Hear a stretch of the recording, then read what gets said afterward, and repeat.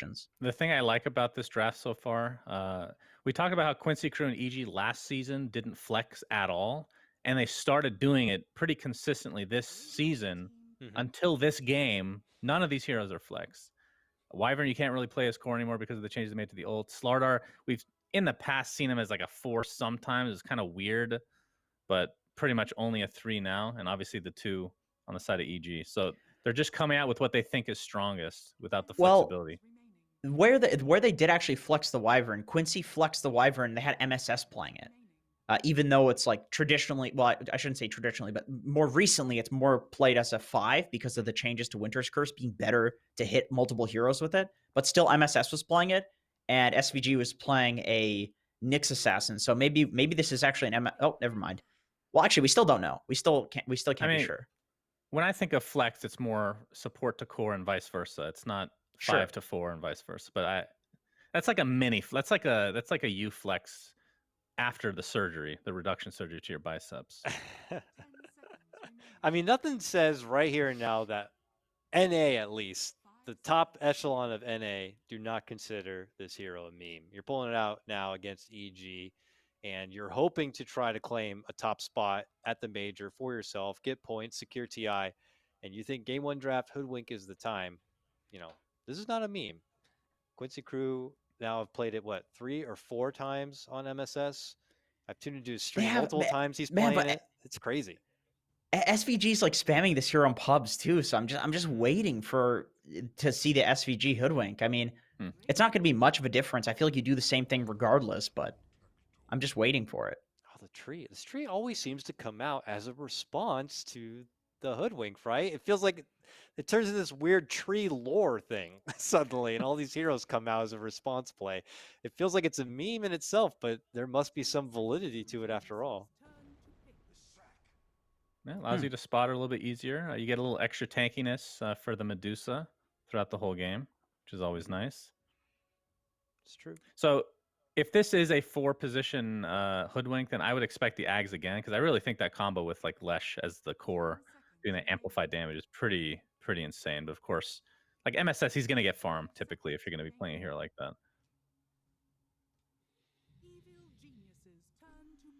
All right. Okay, they go for the Abed Puck. Puck. I mean, still there. The thing is, there's not any like instant stuns on Quincy. I was about to say there's a crap load of stun, right? You've Slardar, you've every single hero has some sort of like AoE stun, but they're all projected in some way. Even if you bash somebody, that's like the closest thing to instant stun that they have. There's still the wind up to hitting somebody. And Winter's Curse, it's fairly obvious when a Wyvern is gonna come curse you, and you can just press your phase shift. So it does feel like a good puck game, and they lack like super hard disable that's instant on EG. So this makes sense.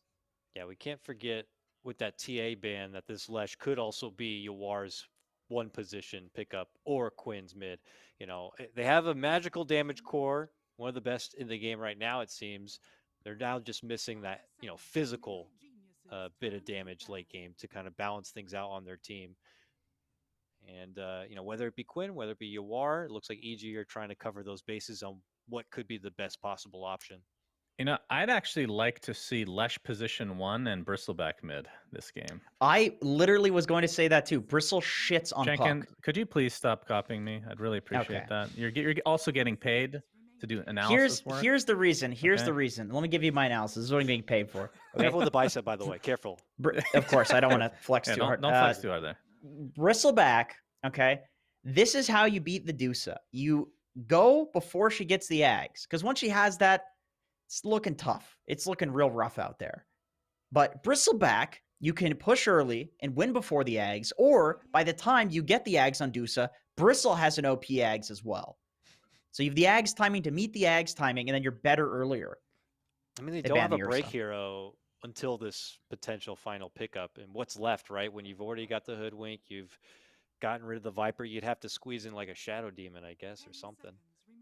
If you value break that much in the EG side. But we still don't even know what this final core is yet to be for Quincy Crew's side. There's the ban of the Ursa. Being that would have been that physical core that could take it to Medusa. That's a good ban. Yeah. You could also just DK and go with like the full-on push strat on Quincy. It's really boring, but it beats puck, and It's true. It does set up. It is like some instant-ish stun if you get the Blink Dagger to deal with the puck and the Dusa. You've got the chain stun to come afterwards. Jenkins, so, it's bristle or bust, okay? I like Bristle. I'm telling you, I like Bristle. I played Bristle mid versus like a rank 100 puck, and I won. And I won at 17 mid usually. Huh. All right, Okay. Lena Centaur lane, it looks like. No. I guess okay. they could flex it. Could they flex the puck? We used Yeah, to they see could support flex the puck. back in the day, so potential mid Lena then. Probably That would puck be a still, little odd though. Yeah. Still a great Bristle game, gentlemen. Bristle or bust. It's Bristle or DK, I think. These are. If it's DK, I'm gonna go vomit in a bucket and get back to you after the Quincy Crew game 1 loss. Show me why Lycan was banned. That's true. That's you know, true. like give me something that is like, because those heroes, the Beastmaster, the Lycan, still for whatever reason getting banned by the likes of EG and Quincy. Some of the Something's going times on I've behind seen the Lycan, scenes. I don't know if this is always the case, but it feels like Ags is pretty cool, but you have to couple it with like a Juggernaut type hero, which they don't really have. Core, maybe something on the physical side if you want to balance out the damage output of your team. Needs to go potentially toe-to-toe with Medusa or ramp up and go faster in Medusa. Drow had been that option for some teams if you really want to kind of go fast. Wraith King. So it looks like Quinn's taking Lesh. Yawar will be His Majesty the King, and we now have our draft complete for this ever so hype EG versus Quincy Crew. Suns fan, I go your way. Which draft are you going to back up? I'm going to go with EG. I don't see, once they get to a certain point, it's going to be really hard to kill RTZ. And it feels like he always gets farmed on Medusa. Jenkins, you cannot copy me, by the way. I'm going to go EG, but for a different reason. I think that EG has winning lanes in all 3 lanes. I think it's looking good for them out of the laning stage. Thanks, Jenkins. Thank you for copying me again. And thank you, panel, for being just so wonderful. We go to a break. When we come back, we have the awesome trio of Lyrical Trent and Aui to join us. We'll save him soon. Pop-Tart. And Pop-Tart. He's there. We'll be there soon. Welcome back, everybody. It's the marquee matchup of the season. Quincy Crew versus Evil Genius facing off against each other. In this match, you got a little bit of everything. You got the #1 player in NA versus the #2 player in NA in mid, as well as like 5 out of the top 10 that are all playing in this game right now, joined together by Trent and Aui. Trent, we'll go to you first. How excited are you about this matchup? Anything that you're seeing right out of the gate that you're excited about? Lots of wards scouting shenanigans here in the mid lane. I see Arteezy on the ground. I don't see any Suns fans. And there's a giant Quinn appropriately at the rune's face. That's the play right there. I like that. And Aui, you know, it's sort of been a little bit of a divergence. I wasn't expecting to see the Abed puck, but they're able to get it in the second phase. This thing's been banned out like first phase over and over and over again. Yeah, I'm pretty surprised, especially if you first to a Wyvern and a Slaughter. I think Puck is pretty good versus both those heroes, being slippery and just a lot of magical damage. You can lock down that Slaughter.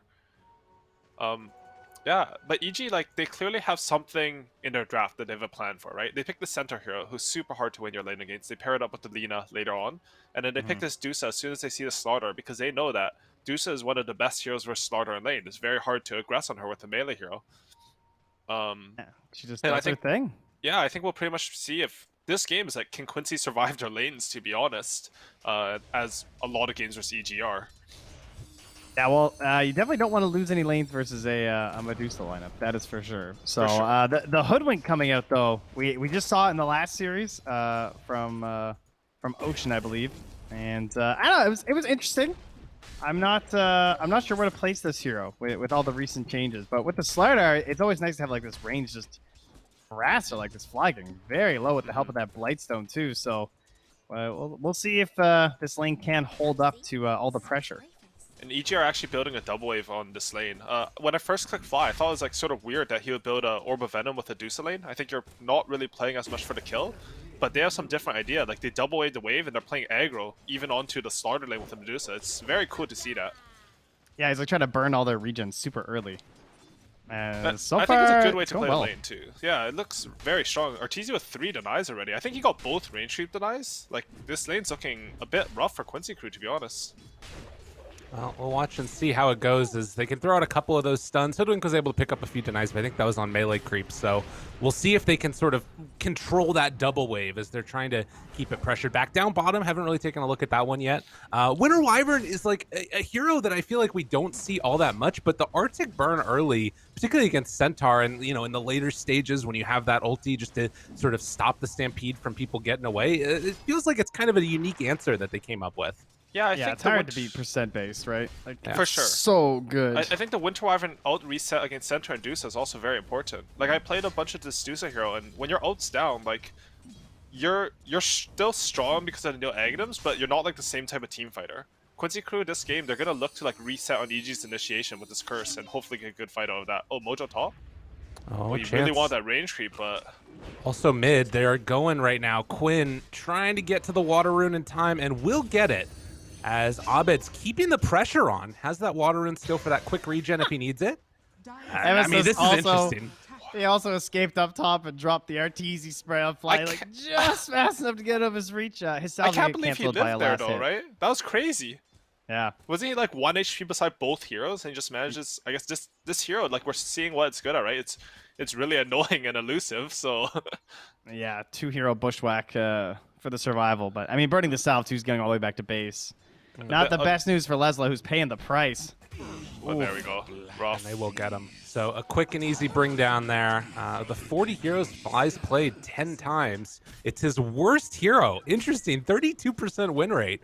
Wow. Hasn't played it in a while, but I think this is a hero that's kind of gaining a little bit of momentum, even if he's not like, you know, the most comfortable on it or it's his best hero in the world. It's still really good right now, it feels like, this maxed out Leech Seed build we've been seeing.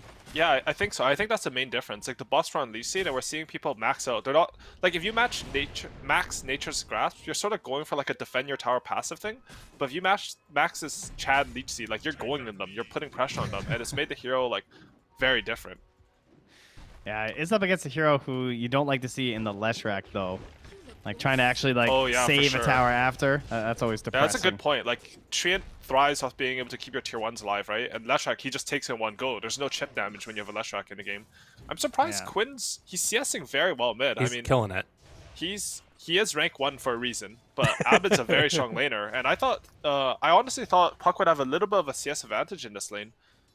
I don't play mid obviously, so these guys know the matchup better, but yeah, impressive by him. We'll find that ward just as it's dying out as they go even on the runes there. Ooh, I really like what Quincy crew just did bottom. You see, Winter Wyvern is hitting them, the lane's up, and what happens in a lot of these lanes is you can't get pulls off if the support goes for them, because they see the carry in lane, they're like, okay, where's the support? He's pulling. But if your support shows in lane, a lot of times they won't think about where the carry is, and the carry gets his pull off for free. It resets the lane equilibrium, and honestly, that salvages their lane. Because Ice had the lane in such a good spot. They're looking so strong here. And carries don't have any skills to like zone, usually, right? Yeah, exactly. That's a very nice adaptation. If the 4 goes towards the carry, and the 5 comes over, like, you're giving a lot of kill to end that way. Ooh, going a little bit onto crit there. Gonna get some extra damage from LOA. There's a stomp. Going on to Yawar, but this is some good damage onto crit, and he was almost going to go down there, but they're going to keep him alive in lane with, like, no resources. And Yawar actually got both of the big creeps off that exchange. That was extremely good for Quincy. With this one good pull from them, all chains into, like, I think that's a pretty big swing in the bot lane. Let's see, net worse. Yeah, Wraith King is ahead of Centaur, even though he's down in CS. And they just kill up top on That's Medusa. Huge. Look at this. Quincy crew, not only are they surviving the lanes, they're thriving in them. Things looking pretty good. Leslav's still the bottom of the cores, but you can tell that, you know, at least this is not going to be the type of blowout that we've seen between any of the games that EG or Quincy crew have played so far. As Ice gets gone on down bottom, brings him down to 100 HP. And this is with a big wave coming underneath the tower. He's got to be a little bit careful here. I think Crit's bottling up Abed mid, though, with the coil available. A bit unfortunate for EG there. The wagon actually ran into the tower, even though like the creeps are sort of there. And I think they wanted to make a move with this puck coil. Oh, top. They actually goes for it. They get Ice. Sorry. I mean, so it popped out everywhere. Yeah. Crit coming and trying to clean up LOA here. They're keeping the courier on him. Almost gets the kill. Might actually blow up the courier. No, can't get it. So Crit will clean up on LOA, but that came at the cost of, you know, the death on Ice. I think you take that one. That's a classic Ice right there, you know? Just making the most out of some weird situation. Right. Yeah. That's okay. The bottle's empty for Quinn, right? So thank you for dying support. Stupid True. supports. Fill my bottle. Place wards for me. Check my runes. Exactly. That's the way you Honestly, gotta do that's it. probably their columns, not gonna lie. I don't know if he can't. If he TP's mid, I think they have to do like a smoke to bottom or something. Because when he TP's mid like this, I don't think Wraithing's going to farm. We'll see though. He might just opt to go to the jungle here a bit early. Yeah, I think. Oh, instead, trying to go into Abed, but got the Invis rune. They have a sentry afterwards, and they get the kill. Come Max and Edict prep too, and man. the ward Wow. afterwards. See, Yeah, I'm that talking was about big. the 10 IQ play, where it's like defensive. These guys are on the next level. They're thinking like, he's a puck mid, but this puck, you know, 4 minutes ago, Quinn Callahan has calculated that he used his orb once aggressively instead of holding it. They're like, okay, we can actually kill this guy.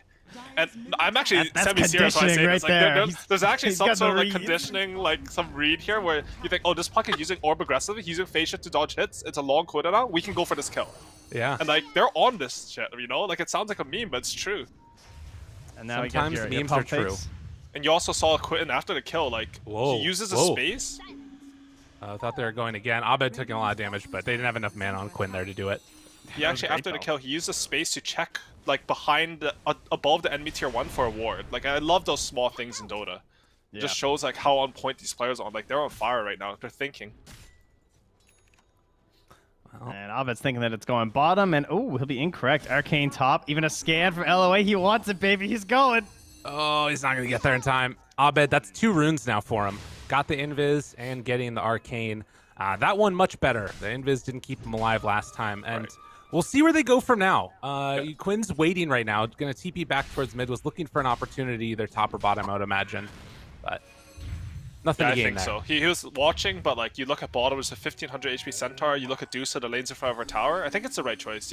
Sometimes you want to make all these moves as mid, but the only way it can happen is if they're set up for it, you manage to push your lane and have some pressure on that. Like, if you try to overforce stuff, you'll just end up very underfarmed and ruin your own game. Abed? Abed? Orbed his way Oh. there? Why did he do that? What? Stun comes out, phase shift, and he's out. Because he just wants to mess Arcane with them rune a is little bit. insane, dude. At the same time, like, he is, like, being annoying, but he lost a lot of resources, it felt there, right? Like, he's out of bottle charges. He has this Arcane rune, but he doesn't get to use Coil with it because of this. Right. And Dusa's actually forced into the top lane, it looks like. He had to come mid. This top tower is looking hard to defend. That's it. guess They're taking bot he tower was- and Central will right. probably just TP. Yeah, I guess he was just setting for a potential like defense of the bottom, just like ensuring that no one was there. But Actually, I like that, what you just said. Like, if Abed, even if he shows with low resources there, they can no longer defend bottom, which means bot tower will die very early, which means, hypothetically, they should be able to defend mid and top, because they have this tower advantage. They're coming they're in trying, now, Ward's but- mid. Quinn is there. He's got it. They don't have that many points in the living armor. And in fact, they're just going to get this tower. Quinn That's gets the huge. kill, can't even get the deny. And up top, they're also pressuring. I'm honestly shocked EG aren't trying to defend these towers with Centaur. I feel like he's been given the space, he's top net worth in the game, and instead of like trying to play for the objectives, he's sort of just shoving the lane in. Like, he probably has some idea with it, right? Like, maybe they thought, okay, Abed has not enough resources, we can't fight them here, let's take a fight later, 100%. But yeah, I'm just surprised, honestly. yeah, especially with the coil being up and ready and Stampede. Yeah, But it feels honestly like EG are a bit on the back foot. I think the lanes went worse for them than they expect, and I think they've played like 5 series this season where they literally win the game off lanes. So Right, maybe they're not ready for this. Like, this is a team of their caliber. They've been stomping some noobs, you know? To them noobs, to us pros, but like, you know. With you. well, they're gonna try themselves with the catapult the mid lane though. So perhaps a defense needing to be mounted here by Quincy crew. And with that said, like, it's not like the game's looking bad for EG by any means, right? It's just like they've looked way more dominant in how they played a map earlier series in this. Right. And I think that there's something to be said as well for what happens when you actually see those big engagements happen later on. They're keeping this pressure on the mid tower, pulling the wave over, this but would you end are. it, Oh though. wait, the bushwhack. If they could get something the here. stun, the catch, Abed in trouble, tries to get out of there, and the stampede going to be used. Afterwards, he's got a regen rune. That was very scary. Yeah, he's been trying to like spam all his spells here to like kill waves and help the catapult get a little bit of damage on the mid tower. But if they managed to get that kill there, that would have been so brutal. And Mojo had his tome on courier coming there. Honestly, a Right. bit late on that tome. It got to him at 11 minutes. You can see, like, if he picked that up right at 10 minutes, I think they get the kill mid there. Nice setup anyways. Like, you have to go for those tries. Smoke moving into position, trying to find him. LOA has vision with those creeps. And with the winner's curse, can they get this combo? Oh, he's backing away. Abed, just a little bit too ready for that one. Abed making some solid moves here. And now moving back into position to They know Ice is up here. They saw him on the ward before. They got winner's curse. Okay, bushwhack afterwards. Do they have enough damage, They don't have their Lesh, though. Yeah, I think they're just messing with them, I guess. Well, Quinn went for Ice. Okay. A little bit miscommunication then, yeah. And they'll back out. They did get them to use Coil there. MSS and you are still playing aggressive in them. They still want to go. That was pretty good for Quincy Crew, actually. Like, I don't know what just happened, but they, like, exchanged some, like, fisticuffs there, and then they're like, okay, we're chill. Like, we'll give each other the respect. I gotta mention, though, I really like Yaoer's item build this game. Like, there are 3 builds, right? Either go Radiance straight, Midas Radiance, or Armlet, maybe Radiance, maybe Death, some stuff. But I really like the Armlet into Radiance this game, because you have a Slaughter, you have a lot of physical damage. You want to amp up that, you want to build on your ally's spell, right? The Amplify with the Armlet. Also, like, honestly, Midas makes no sense to me. Like, your crit happens once every 4 seconds. Attack speed doesn't even help you that much. So yeah, just props to him on that one. It also makes it a very, very fast match for them if they ever get a moment. Yeah, he is. He had to jump away from Quinn. If Quinn knew that he was on that other side, if they put that one ward that you always like to talk about. That's actually my favorite ward in the game.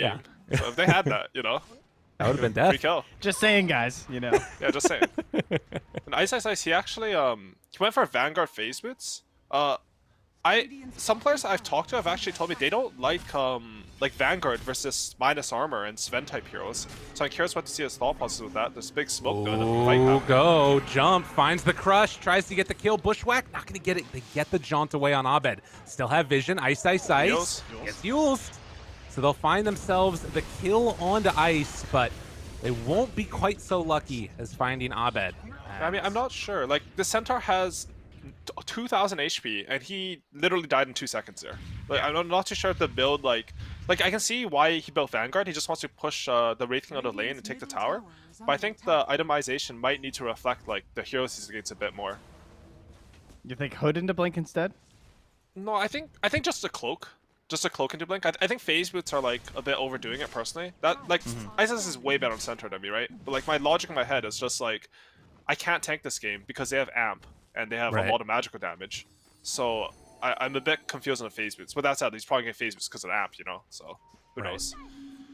Well, if there is still one hero around that we haven't really seen that much from, but will come online later, it's likely going to be that Medusa. Going for the Manta first. I mean, how broken do y'all think this hero actually is?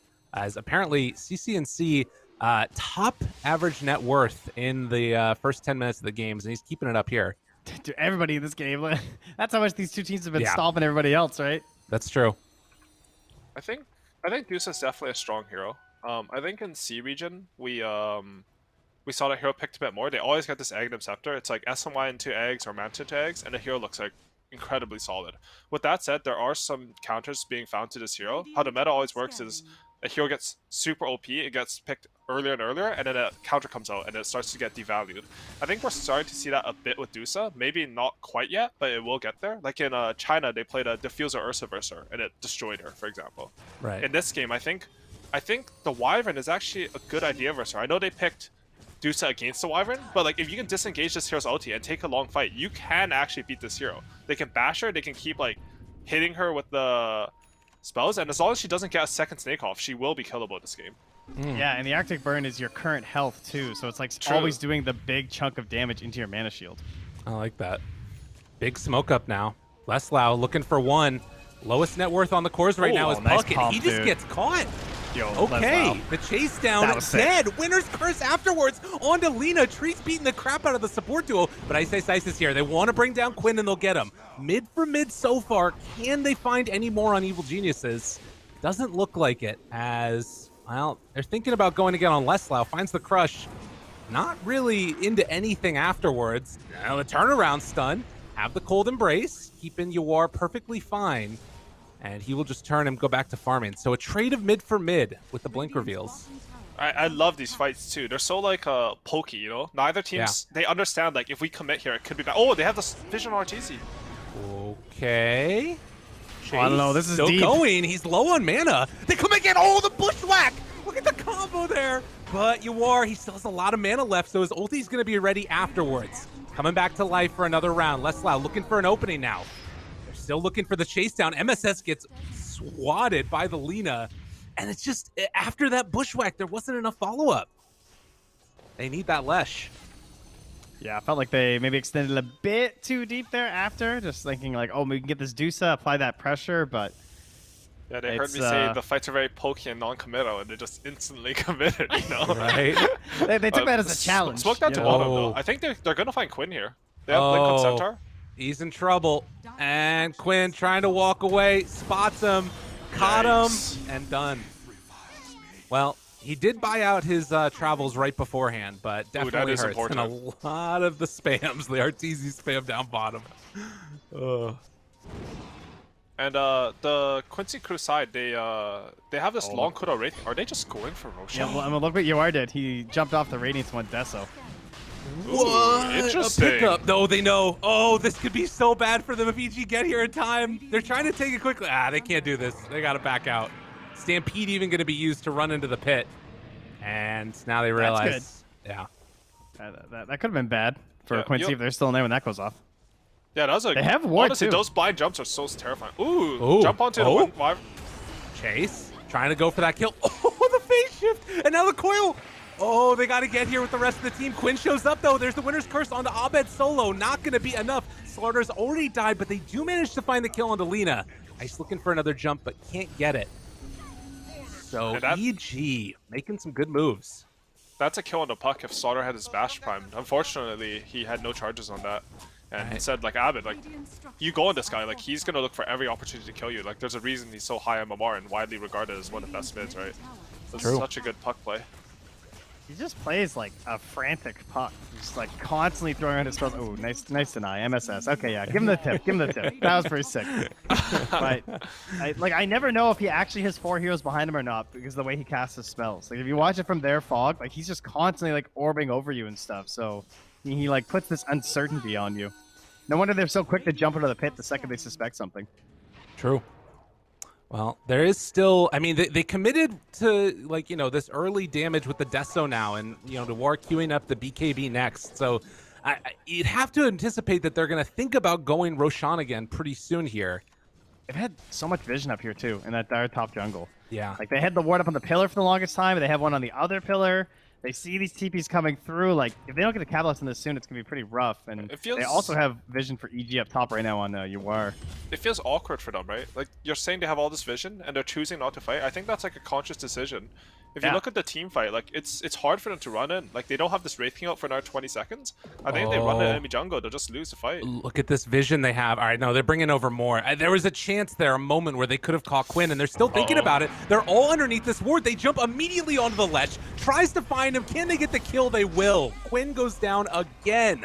And now Yawar stuck alone. His ulti's about to come back off cooldown, but I don't know if they can really turn this back around again. They are turning on to Ice, trying to find that kill with Leslau and MSS, but without the damage from the Lesh, it's looking a little bit too tough, and the rest of Quincy will escape, dropping a ward as they go, and it looks like that might be the extent of it. Someone should really gift Ice the Quinn face. That would have been so much value this game. He was dropping that instead, you know? That's the real meta. Get the enemy team sprays. It's so hard for Leshak to play this game. Like, yeah. That's proving true. I don't know. He has to like walk into all these stuns. Jump up. Leslau found again. Abed, he's down low, but phase shift is the bushwhack, able to dodge out. And now they have the catch onto Fly, but Winner's Curse not going to do anything. And EG playing these fights absolutely perfectly. It's only a 3,000 gold lead, but still feeling very scary for Quincy crew, thinking about that eventual timing of Arteezy. Yeah, and again, this Wraith King went for the Desolator. They bought this Desolator, and they didn't get anything out of their timing. I think he's starting to feel bad about his build now. I think, like, it was good in theory, but if they couldn't execute, they couldn't go onto these, like, wards they have in the enemy jungle, because their teamfight wasn't good enough. Like, maybe it's some draft issue, maybe it's some, like, mentality they have right now. But, yeah, it looks hard for them. Feels like they were really counting on some sort of smoke ganks with Leslau and MSS. You know, and like we go in and we get it started off, and then the follow-up controls there from LOA, and then, you know, you come in, you get this Roche with the Deso, and then this skipping a farming item was worth it, and now instead we're just in a depressed state here. Honestly, with with Abed that said, pushing he's waves. still farming pretty fast on Wraith King. Yeah. Like, even with the Desolator, I'm surprised. He's sort of keeping up with Medusa and farm, even though EG's been winning the fight. And I think EG has had, like, pretty free reign to farm wherever they want this game. It's true. Well, and you can see Quincy giving them a lot of space now, and they're going to give up that tier 1 tower. While bottom, Yoar's actually getting some good damage on the other one. Yoar is such a Chad. Look at how is he hitting this tower? Like, Dude, he's he's just walking wild. up and hitting it. That's crazy. And I think, like, EG know if they respond with one hero to bottom side, Quincy crew are going to immediately smoke on them and try to go for a play. Like, they're scared to come bottom, not because they think they can't kill this Wraithing, but the aftermath afterwards. Well, they're moving into the pit now, trying to take this one down, seeing if they can Wire's get coming. it, but the rest of them moving into position. Oh, and look at EG this, they're going to the recognized. high ground. Yeah. This is interesting. The Quincy crew, they're aware of this because they have such a big wave pushing in bottom. Like, it's very easy to read EG's movements. They know no one's responding to it. You know exactly where they are. Oh, they see the ward placed by SVG, though. Yeah, scary. They're split. They're very split. Quincy crew, got to be careful. If they go on Arteezy, Manta dodges the stun. Walk forward. Leshrac moving in. They're going to catch the catch on to Leslau. And he has to buy back immediately. LOA backing away. Ice is on him. Quinn down to low HP. Yule's only going to keep him alive for so long. He does manage to get out of there right as the coil fires and the buyback, making it work. They take down LOA, but can they kill the puck? They will. Buyback afterwards onto that Winter Wyvern. Yuwar, he has another life afterwards. Manta used yet again, and it looks like EG will back out. Man. God. Lelis and MSS, dude. The buyback and then the bushwhack, too. Yeah. Buyback on Abed. Are they going to just go in now? They're trying to force that buyback or just take this straight up. All right. Well, they're moving in with the Manta illusion. Sending both of them in there. Yuar takes it down slowly but steadily. Treant has buyback here. I think he could probably try to bait a fight. They have the Shrine to TP2. They realize he doesn't have buyback, I guess. guess. Either, I don't think, can they? They're just going to take it. I think they get this. With the skeletons, with the amp damage, they're going and it's good. I guess they need... All right, does Ice jump? No. Wow. And all of a sudden, that Desolator's paying off. Like, I wasn't sure about it, but if this item gives you Roshan, that's 100% worth it. Right. I think we saw that fight, like, EG, like, or Quincy Crew, it's very hard to fight around the Medusa still. I think they have this Aegis, but I'm wondering how they're thinking of planning these fights. Like, what item they need to try to, like, pierce into this backline of EG. Like, you have to kill this puck, you have to kill this Lina, otherwise the fights are going to be really hard. Ooh, they've given the bottle to Arteezy with the DD, too. Okay. I mean, this is still their timing with this Aghanims, right? Like, even with the Aegis, how do you think that EG would be willing to fight into this area? I sort of think they have to fight before Deuce gets this butterfly. I think, like, I don't think they're hitting any item timings that make them significantly stronger. Maybe Wraith King waits for his blink so he can sort of go in with that BKB. But other than that, like, I'm clicking their heroes, I don't see what they want to wait for. Right. Well, in the meantime, Quinn up top. Does Boost travel? Pressuring the tower. What's the response from EG? I mean, they're just kind of meandering around in the Radiant Woods right now. And EG actually have a huge wave bottom. It pushed all the way from their tier 2 to the enemy tier 2 naturally. So I think EG should just look to take these towers. Even though the enemy is Aegis, they understand, like, they are strong. If we're together, they can't fight us. You know, they're taking 2 lanes at once. Oh, interesting. Yeah, they're going to have to use LOA to try and keep them off of there. You know, there's something that was interesting in that last fight. A lot of these bad engagements that went on from Quincy Crew, it felt like were with Quinn getting caught right at the start. So in that last fight, he just waited in base as they're going to catch now onto the Centaur. And with the creeps nearby, he gets the full duration, stun afterwards, bringing him down. Ice will fall, and EG can't get there in time with everybody. They're looking for more. Can they turn this into another kill? This is the deadly one. On to Arteezy, gets hit by the stun, but the turn is there. Aegis down, Yuwar, BKB blows up the tree. He has so much damage. Coil afterwards, can they keep him alive? No, Quinn's gonna go down, but maybe big bad Yuwar is gonna be able to do enough. With Ice buying back, I don't know if it's gonna happen. Hoodwink has bought back, wants to get into this fight. They have a second life now on the Wraith King. LOA getting taken down by Abed, and it looks like the turnaround crush is there. You are trying to lift bushwhack, turning on Arteezy. The find for the kill. They're going to lose both carries. Now Leslow has to get out of here. The crush and the runaway. Ice Ice Ice has Blink, though, and they got him caught. So a wild exchange of heroes, and can Ice Ice Ice clean up on MSS? Doesn't look like it. Holy moly. It's an intimidating spray into the base there. That's right. A bit of a Pyrrhic victory, I guess, with that last kill on the Medusa, right? Like, yes, we got her. And unfortunately, they lost a lot more than that. True. Yeah, I think, I mean, that was a really well-played fight by EG. You can see how they spread out their heroes, so it was hard. Like, they were making it so you want to focus the Medusa, but the Medusa just stays alive for so long. I think part of the reason they picked this hero is because, I think Mana Shield's calculated before, like, minus armor is. So even when you amp this hero, like, it doesn't do that much more damage. And as a result, even though they have this Desolator, even though they have this amp from Slaughter, like, that Medusa took forever to kill. I think Abed got, like, 6 orbs off that fight or something. Right. And yeah, and they got 0 value in with that said, like, Wraith King, somehow, he didn't go any farm items, but he's ahead of the Medusa in net worth now. And that was, like, how Quincy Crew started that fight was really good. They started by picking off that center, they forced a buyback out. I think maybe a little bit of impatience in the fight if they could have just reset a bit more after they picked out the center, because, you know, now you've committed a lot of spells on him, he's buying back. Right. It's basically a 65. Well, but they've shown they can win these fights, right? It's true. Yeah. And I think that ward up there, we do get a little bit of lag right now. It looks like Crit probably needs an XPG laptop. So if we could just get that to him, they'll be able to continue the series. And everything will be fine, living that gamer life. Anyways, but the point I was going to make is this ward so often feels like it's the one that, like, can determine these fights on this high ground here. And there's just no vision for Quincy Crew in that last round. It was wild. Yeah, and it's so hard as Radiant to get vision there as well. I think the Neo Sentry costs, or I don't know what it is, maybe it's just terrain. Like, getting a ward in your own jungle as Radiant feels very hard right now. Yeah. Yeah, I guess it is just like the lower tree line, right? Like it's just clearly more accessible from the high ground, which is like exactly. Zone. I don't want to be up there right now. And like, which supports can, like, they have 2 supports that sort of have to walk in and do it. And you see LA, he's actually gone for a Holy Locket. That's pretty cool, right?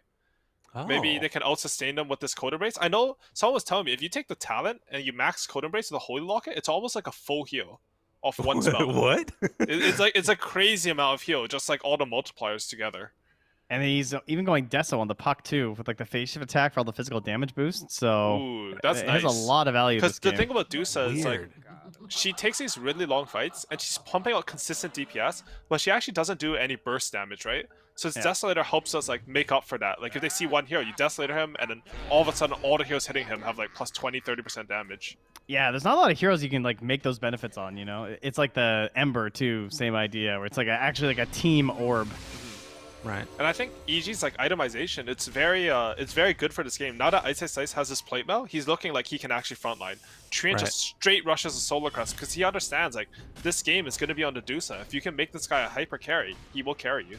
And we'll have 2 Holy Lockets in one game. Can you imagine? Oh my goodness. Even Crit, like, look at this. He's just going straight for Aghanim Scepter. I really like that because Quincy Crew's win condition is that the burst a hero, reset, take a long fight with the Leshrac without the Leshrac dying. But this Lina, once he has Aghanim's, he can almost solo kill Quinn. And, like, and it's going to be at the same time as his BKB too. Ooh, yeah, that's huge. Because you're going to run in, you're going to feel cocky, you're going to get Dusa frozen, you're just going to get Eggs on T. No. It's the story of, like, every pub, you know? I mean, he has seen Crit with the build up to this, so he's going to know that it's coming. But it is still that situation where, you know, if they get this timing, it's going to be scary. I guess I'm still seeing this, like, relative net worth that are feeling very close to each other, and I'm not sure how to parse out, you know, where this game looks, if it's going even into the late game, or if that's even going to happen.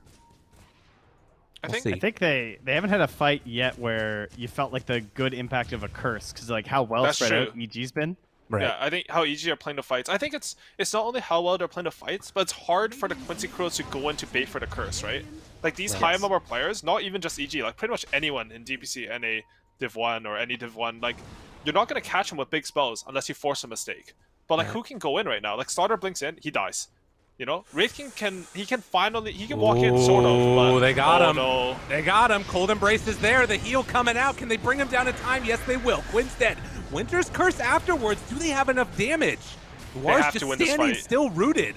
Turn, Quinn looking for an opening now. They have the DD on him. Not doing that much damage via that, but maybe with the rest of his spells.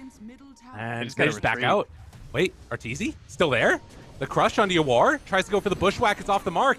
He's going to be coming back to life in a second. Good phase shift by Abed to dodge away from that stun from Leslau. And it looks like they're going to reset the fight yet again. Thinking about going in for round 2. They see Yawar getting healed up. That'll be the extent of it. So they force out the buyback from Quinn. Yeah, that's rough. It's this hero, like, this hero has to have good net worth in order to deal any damage, because he doesn't have any real long-range spells. He has to run in. They're And feeling again, the pressure. They smoke up right now. Yeah, Arteezy got this butterfly, and I don't understand Quincy's timing now. Like, they have a physical damage lineup, basically. Like, Lashak can't run in, but he has butterfly, and you don't have any MKBs yet. Yeah, they're going to head on up to the top now and try and wrap around. The big wrap around. But again, this is into that vision. We saw what happened last time. They have a great ward up here on the high ground. If they kill Crit first, though, I think they could have a chance at a fight. Crit has no buyback, and he dies really fast. Quincy could really need, like, when they go on something, they need them to die fast. That's the crux of their team. Blink away. Ice was ready. Yeah. Now they got to be careful. Got to get out. Got to avoid the fight. They can't keep running in like this now. It's too hard. BKB used from Leslau to try and get out of there, but they are on his case. Bushwhack goes out, connects. Manta dodges that RTZ out. Well, Stampede is already used. Maybe a chance for a turnaround there. Leslau gets healed, but it's not enough. They have Quinn. Winner's Curse not going to connect, and over on the side, poor old Quinn gets taken down. That's a dieback. As EG continue their spree forward. Now a 10,000 gold lead after that smoke anti-gank. And they'll take down LOA to boot. Stop jungling, let's push. Yeah, that's hard for Quincy crew, man. Like, if the initiation doesn't go perfectly for them, like, they cannot take any of these fights. They need 1 to 2 of EG's heroes to die in the initial, like, curse or slaughter stun and burst them down. Wow, at this point, it is a 12,000 gold lead, and they're taking the first set of racks. And EG feel like now it's just such a huge shift from where we were just a few minutes ago. Look at Ice. He's just in there. Ask this guy if he cares, you know? Like, Goodness gracious. It's real fast. it's just like a little bit of damage issues from Quincy crew side, right? Like, even the jump zone, it feels awkward. Like, if you jump on beside Medusa and she presses ulti, I don't think you're killing that target. So I don't know how you take the fights with Slaughter. Just a really good counter pick coming out from EG. Wow. Important stuff here as, again, the implications for this game. Just game number 1, still a lot left to be played. But Evil Geniuses, having already qualified for TI and Quincy crew, looking to get extra points. It matters a ton for them. And, if they can hold out and find any way to win this game, obviously they're going to try and do it. But it's super important match for them today. I really like the itemization on Dusa, too. Like, he has this Aghanim Scepter. He has Manta Butterfly. He didn't go for, like, a Scotty or low damage items because he's identified they can't really kill him. It's too much backup. Duar gets stunned, gets caught. Cold Embrace, it's a lot of heal, but I don't know if it's going to be enough. They're giving him. Yeah, they're just right. They can't do anything. The rest of the team can't get in there, and Abed just goes in, makes some action happen. We get the break, the blink away with the BKB, and now the chase down comes. Evil Geniuses looking for the rundown. They find Leslau. The stun is there to stop Arteezy, but now with the coil and the chase down coming, they're in a heck of a lot of trouble. Abed just runs in, will get caught, but again, phase shifts away, and the specter of this Medusa, it just looms forward on top of him. Bushwhack afterwards. There's not enough damage. Abed's just running ragged around him. And Yawar eventually dies to the armlet toggle shenanigans. DOT, GG's called. Evil Geniuses managed to take it in game number 1. Yeah. You know how you have those lineups that are like double bubble with the offensive strats of like Chrono and Egg? And it's like, if we get these off during the team fight, we just win. They have like a trio of defensive bubbles where, depending on who you jump on, you're either going to get the Stone Gaze off, the Stampede, or maybe even just like an Overgrowth, And then on top of that, you have a Slippery Puck. You don't have the best heroes for catching in the first place. So, like, even though they had really good vision at times, the odds of them finding that good initiation is just so low that they weren't able to, it almost just kind of became a numbers game at some point where they said, like, okay, we can't even fight them. Let's try this Roche play. And that risk seems to have not worked out too well for them. They even got that Roshan, right? Like, they took that risk, it paid off, but I feel like the lineup, it just felt like the damage from Quincy crew, as you mentioned, like, it just wasn't there. when all their bubbles come together, like you can't even think of how to take these team fights. It's so stressful. It's so hard to play the game when you can't fight your opponent in this patch. Just in Right. Dota in general. So Yeah. I- They had I- good like- buybacks too, right? it's not like that Quincy Crew Ice and played Ice bad, buyback? right? Yeah. Like I feel like Quincy Crew, they're playing pretty well. They're casting spells pretty well, but EG just looks so dominant after like the 20-minute mark this game. Well, to me, one of the big turning points was when you are fully invested into that Deso, and then the timing of getting that Aegis was delayed by about like 2 or 3 minutes. And in that time period, that's when Medusa got her Aghanim Scepter, right around that same time period. And so it's like if the decision is, all right, we're going to go all in on this Deso and try and like get this Roche and then snowball the map from there, and then that doesn't happen, everything falls apart from that point, I think. And the smoke gank on Quinn bottom. Actually, have you guys seen it in a post-game screen? Like you look at the hero damage dealt by Quincy Crew's heroes, you have like 3 heroes who are barely above 10k, and their mid didn't even do 10k damage. Like there's no way you can win Dota like this. It's just like they could never run in, you know? Like the networks are even, but EG have the cohesive timing. As soon as the butterfly came out, as you mentioned, like the butterfly with the Aghanim Scepter, like no one can touch her, and then it's just GG. Well, a tough one GG. to swallow for sure for Quincy Crew as they end up dropping game number 1. We'll see if they can solve some of those problems and maybe burst out a little bit more damage. I know that the panel's just going to talk about Bristleback and how they wanted it, which, you know what, I would have been down. OP back is cool. It'd be pretty sick. We'll see if it happens game number 2. But for now, to a quick break. When we get back, the panel's going to break it down. See you then.